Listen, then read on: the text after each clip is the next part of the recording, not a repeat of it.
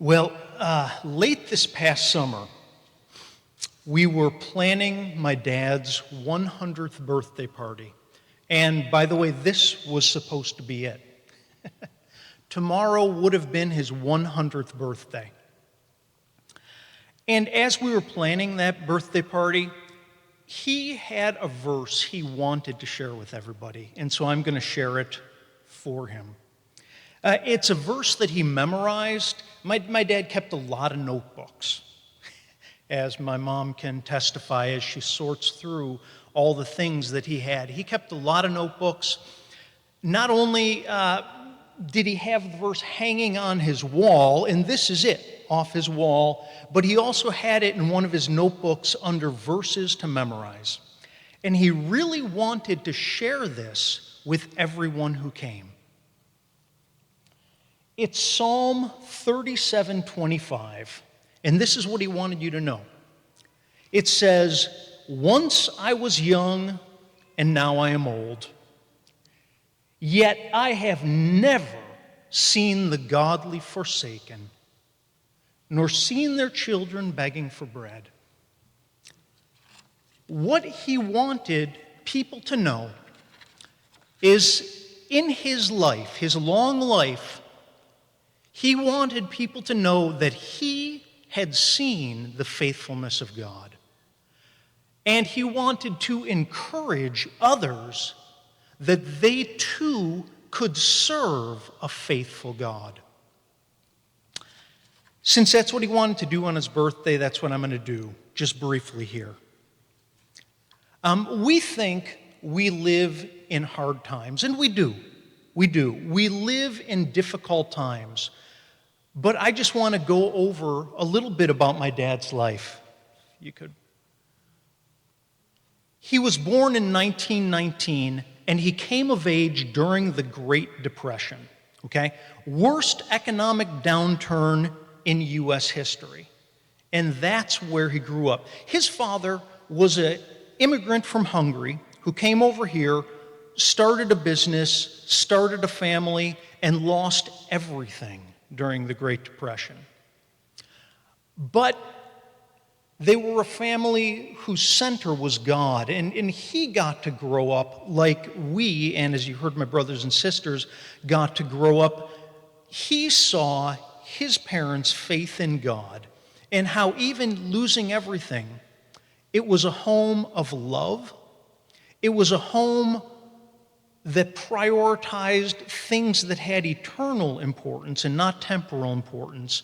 And so he grew up secure in seeing the faithfulness of God even as they had to start from scratch. As a young man, he lived through the 30s and 40s, and he saw a world go to war. Now, mankind's history is full of war, but World War II was something special. I mean, we hear about wars, Afghanistan, Iraq, but World War II, there was a legitimate chance that the Axis powers might win. There's a movie out in the theaters now called Midway. Has anybody seen Midway? No? Okay. It's about the Battle of Midway, and it was a real turning point. The U.S. almost lost the Battle of Midway. Had they lost the Battle of Midway, the West Coast would have spent the rest of the war being blockaded by the Japanese Navy and being bombed regularly. If that had happened, there would have been no resources for a D-Day. There would have been no invasion of Europe. It would be a very different world that we lived in. So he lived through those times where there was a very real chance that they might lose. And during those times, he faced a hard decision. There's a lot of Anabaptist churches around here, right? We've got Brethren, we've got Mennonite, we've got Amish. Well, my dad grew up in an Anabaptist church. And one of the marks of the Anabaptist church is that they're pacifists. And he had to decide what to do with that belief during World War II. He desperately wanted to serve his country, but he didn't want to violate his conviction. I didn't necessarily agree with my dad's pacifism, but I certainly respected it. It came from a place of respecting the image of God in man and not wanting to do violence and bear arms against that image. It came from a knowledge of knowing that during the time of Noah, the reason the flood during Noah's time came was because of the violence in men's hearts. I mean, he had a true conviction against bearing arms and taking the life of another person. During that time, he was also friends with a professor from Syracuse University, and that man was part of the Society of Friends, the Quakers. And my dad would talk with him, and he decided that he needed to take a radical stand against the wars of men. And a lot of pacifists would go into the military as conscientious objectors, but just not bear arms. You know, they would be medics, or they would do paperwork, or they would work in the supply depot, whatever. But Dad felt he had to take a radical stand, and he couldn't have anything to do with the military whatsoever. So at the same time, he wanted people to know that this was a conviction of his heart. It wasn't out of fear. So what he did is he went and he found the most dangerous job that he could volunteer for, and that was being a smoke jumper. In wildfire fighting, there's different levels, there's different tiers. There are wildfire fighters, and then there are elite wildfire fighters, and they're called hot shots. And the hot shots go, obviously, where the fire is hardest, where the danger is the worst. There's also another level that's been called the lunatic fringe of firefighting. And those are the smoke jumpers. And that's what Dad enrolled in to become, a smoke jumper. And the reason it was called the lunatic fringe of firefighting is because, I guess, I've never jumped out of an airplane, but I guess when you do, you want to jump into flat, wide open spaces. But smoke jumpers didn't. Smoke jumpers would jump into rough mountainous terrain. And it wasn't rough mountainous terrain that was wide open, and it was rough mountainous terrain covered in forest. And it wasn't just covered in any forest, it was covered in forests that were on fire. So hence the lunatic fringe of the firefighting community. During that time, he saw the faithfulness of God. He went on mountain rescues. Back then, there weren't helicopters. If a climber was stranded, you had to send climbers up to bring the climber down, and he went on a number of those. And he's probably shared with you, but I'm just going to share one story of God's faithfulness while he was a smoke jumper. He was sent out on a fire in a two-man team, and the spotter told them, and my dad thought this was funny. He was like, yeah, the spotter told us that when we jump, be sure to spread your legs, because that way you won't roll down one side of the mountain or the other. I mean, the terrain was that bad that they were jumping into. And the first guy that went out, the spotter misjudged, and that guy went off and ended up in a valley somewhere. So the spotter said, bring the plane around again, and he overcorrected. And Dad said as soon as he went out, he knew, oh, I'm in trouble, because the treetops were right there. And there was no way the chute was going to open quick enough to break his fall before he hit those treetops. But he said there was another chute that no one used.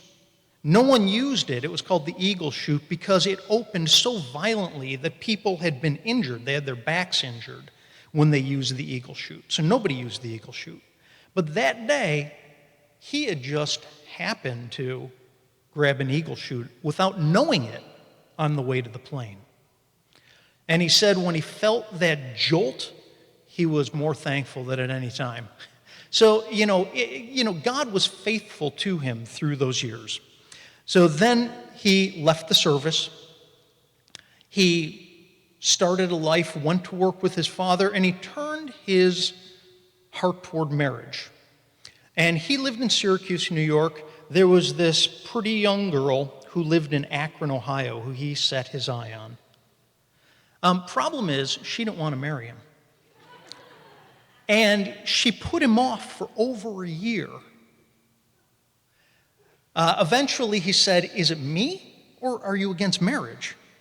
And she said, "I'm just not ready to be married right now." And so he said, "Okay, I'll wait." Later on, they were both in a wedding together. And after the wedding, he said, "Look, if I write you, will you at least write me back?" She was like, "Oh, okay." And so he wrote her, and what? Did you wait 3 months before you returned his letter? So, but he felt that she was the one. And I want to read you something he wrote about that time. And he said, "Some key verses that I leaned heavily on in my life when things did not seem to be going too well for me were Proverbs 3, 5, and 6. And as most of you might know, it says, trust in the Lord with all your heart. Don't lean on your own understanding, but in all your ways acknowledge him, and he will direct your paths." So he writes, "Here again, God was absolutely faithful to his word. I just needed to wait on him. In respect to marrying, I wanted to marry much earlier. But while I waited, God was preparing the right girl for me and me for her. Her name was Wilma Gallant." So God gave him the desire of his heart, gave him the right person for him, someone who would be by his side for the next 67 years. Now, after they were married, go ahead, they set out from Syracuse, New York to Rochester, New York on a small team, small group of people. My dad, my mom, my dad's brother, Uncle Sam, and his wife, Aunt Dottie, and George and Ruth Graca, to plant a church in Rochester, New York. Now, the reason they were planting a church in Rochester, New York is because around here, there's an Anabaptist church on every corner, but not so much in upstate New York. So they went to Rochester to plant a church. Time, effort, struggle, and my brothers and sisters and I saw a lot of that growing up. But you know what? Once again, God was faithful, and it was worth it. And that church today is still a testimony for Jesus in that community. It's going strong all these years later. Now, when they went to plant the church, they needed to support themselves. So my dad and my mom started a business.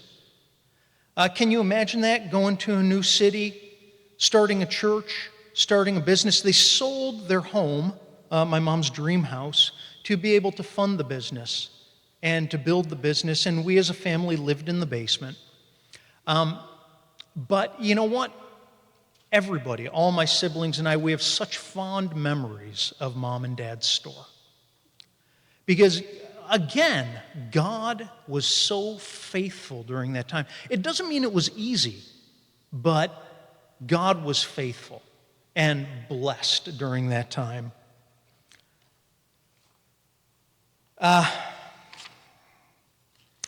It was during that time, the 60s and 70s, that they raised a family of 6.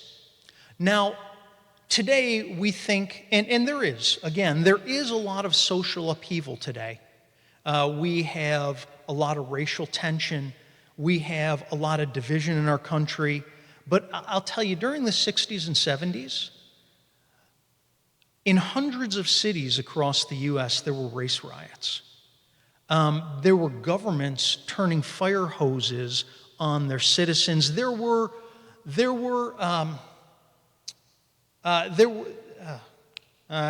lost my thought. But there were National Guardsmen. Thank you.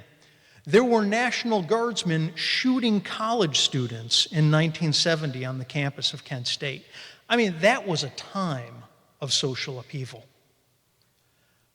How did they raise 6 kids during that time? God was faithful. And we saw my parents' faithfulness, and we saw God's faithfulness through them. And if you look at that family today, that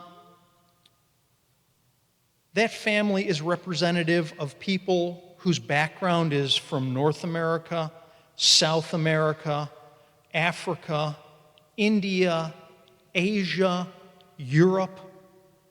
And it's a testimony that when you put your faith in a faithful God, you are not limited by the culture of your day. God was faithful, the faithfulness of God.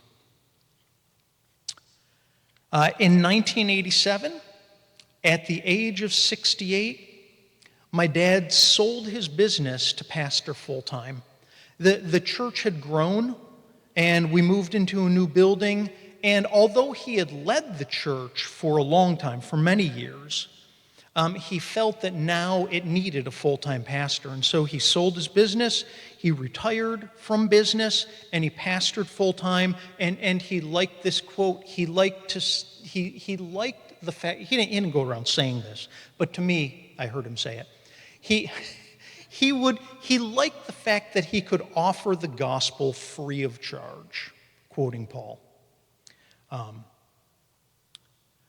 Now, not too many years later, 6 years later, in fact, he had a massive heart attack and a stroke. And although he came back from the heart attack, the stroke really impacted him. I mean, he could recover from any physical injury. My dad, although he wasn't a big man, he was the strongest man I knew, toughest guy I ever knew. Years earlier, he had gone through a triple bypass. He had had his disc crushed in his back. He would just get up and keep going. He would heal. He would move forward. Very strong, very robust man. But that stroke was different. After that stroke, he couldn't preach or teach anymore. He couldn't keep a train of thought long enough to be able to deliver a sermon or a message. And all during those years growing up, I always saw my dad, he loved vocabulary. He loved learning. And there was always a book, a new word every day, increase your vocabulary. But after that stroke, he could never find the right word anymore. His speech became halting. And so he had to step down from preaching and teaching. He stayed on as an elder. He and my mom did counseling, especially marriage counseling. They were great marriage counselors and saved more than one marriage over their period of time. But my dad always felt, I'm here, I'm alive, I'm strong. What does God have for me to do? God has been so faithful to me, and even during the hard times in his life, he said God was faithful and he was wealthy. Look, Jesus said he came to give us life and life abundantly.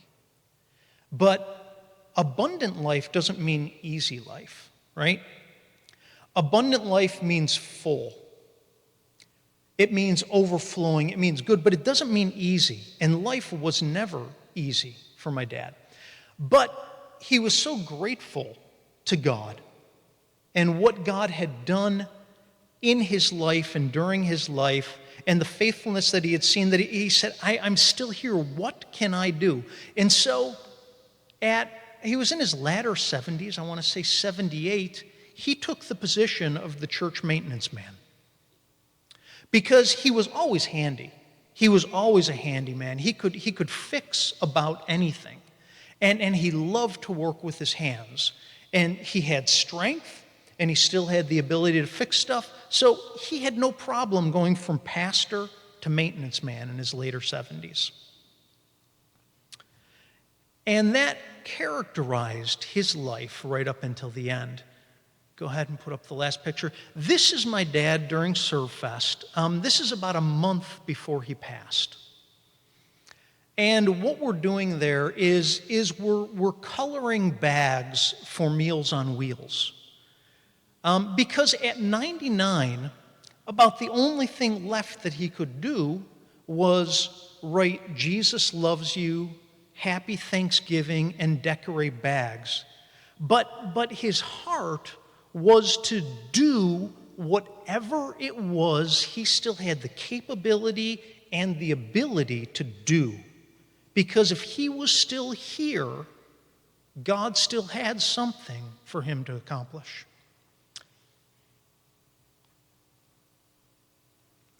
I want to share another verse that was near and dear to my dad's heart. Because in view of God's faithfulness, he felt that he and we needed to be faithful to God in return. And of course, that's an allusion to Romans 12, 1 through 2. Therefore, I urge you, brothers and sisters, in view of God's mercy, to offer your bodies as a living sacrifice, holy and pleasing to God. This is your true and proper worship. Do not conform to the pattern of this world, but be transformed by the renewing of your mind. Then you will be able to test and approve what God's will is, his good, pleasing, and perfect will. I'm going to close just by showing you a video here. This is a video of the song by Steve Green, Find Us Faithful. Back in the late 80s, one of my siblings, and I don't know who it was, maybe Scott, I don't know if you're the one who gave Dad a cassette of Steve Green. As soon as he heard this song, Find Us Faithful, it became his favorite song. And over the years, and especially these last years, as he faded a bit in his capabilities, he would rediscover the song. And one of the girls or I would come downstairs and he'd say, have you ever heard that song, Find Us Faithful? Come listen to it with me. So this video, it starts out with my dad 3 years ago reading the lyrics of the song. And then it goes into the song playing with some pictures from his life. And it ends up with my dad singing this song the day or two before he died in the hospital. And the ending, that video might be a little uncomfortable for some of you, because you're going to see that the outward man is wasted away. But what I want you to see is, as Paul said, the inward man is renewed day by day. And I want you to look in his eyes as he's singing and see the passion that he had. So it's nothing to be afraid of, even though the outward man is wasted away, because it's not weakness and it's not defeat. But in the face of death, to be able to express that is actually strength, and it's victory, and it's the victory of the cross. Knowing that death is not the end. So, I'm just going to leave you, and I'm going to let my dad express it himself. My desire for my family. The Philip Toth family legacy. There it is. The title of this poem is Find Us Faithful. And when I read that Find Us Faithful title, I thought, well, this is a good, what shall I say? This is a good identification of what I want to say following. Find us faithful. Here's this poem. We're pilgrims on the journey of the narrow road, and those who've gone before us line the way, cheering on the faithful, encouraging the weary, their lives a stirring testament to God's sustaining grace. Surrounded by so great a cloud of witnesses, let us run the race, not only for the prize, but as those who've gone before us, let us leave to those behind us the heritage of faithfulness passed on through godly lives. Oh, may all who come behind us find us faithful. May the fire of our devotion light their way. May the footprints that we leave lead them to believe, and the lives we live inspire them to obey. Oh, may all who come behind us find us faithful.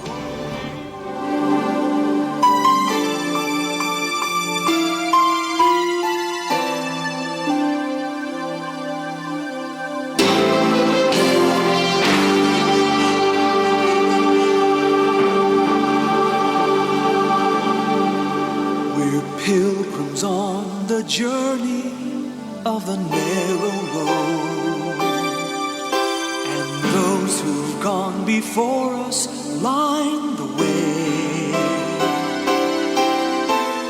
cheering on the faithful, encouraging the weary, their lives a stirring testament to God's sustaining grace. Surrounded by so great a cloud of witnesses,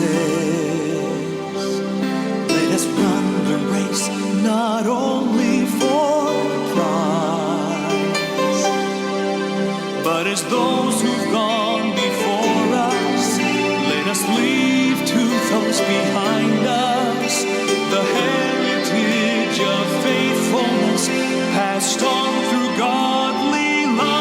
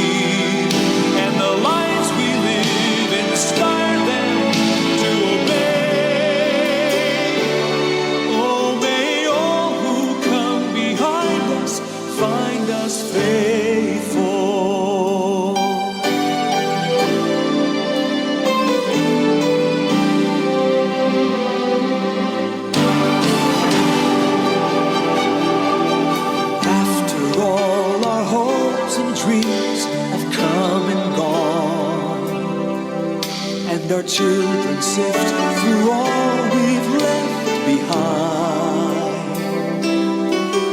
May the clues that they discover and the memories they uncover become the light that leads them to the road we each must find. May all who come behind us find us faithful.